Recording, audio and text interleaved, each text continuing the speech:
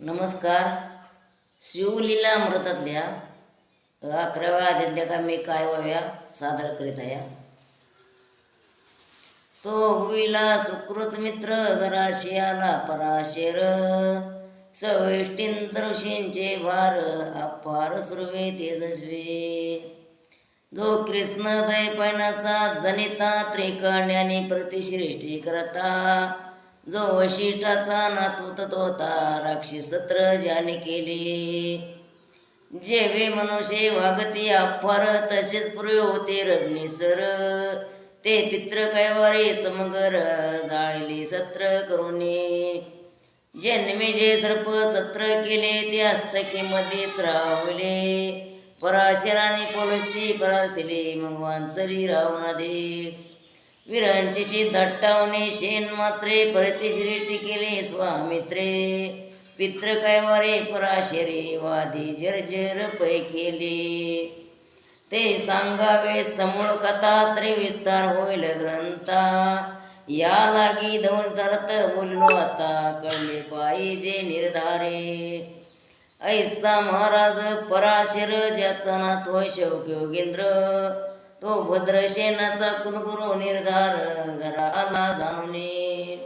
प्रधान सामरे धावती साष्टांग नमने घराशी आले ते, षोडशोपचारे पूजिते भाव चित्ते विशेष. समस्तावत्र भूषण देऊन रानवी कर जोडून, मग ते दोघे कुंवर रात्रंदिन ध्यान करते शिवाचे.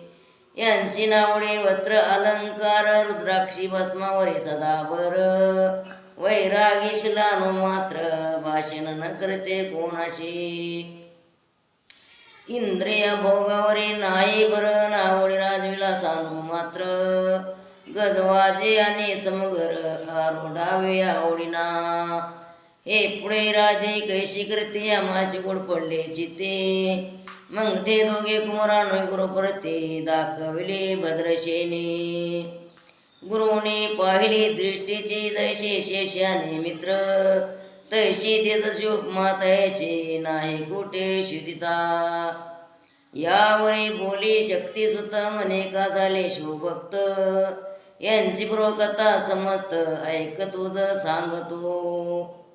पूर्वी काश्मीर देशांत उत्तम पटन नंदीग्राम, तिथली वारंगना मनोरम महानंदा नामतीचे. त्या ग्रामीची तोची भूप पृथ्वी माझी निसम स्वरूप, ललिता करती पाहुणे कंदर्प तन्मय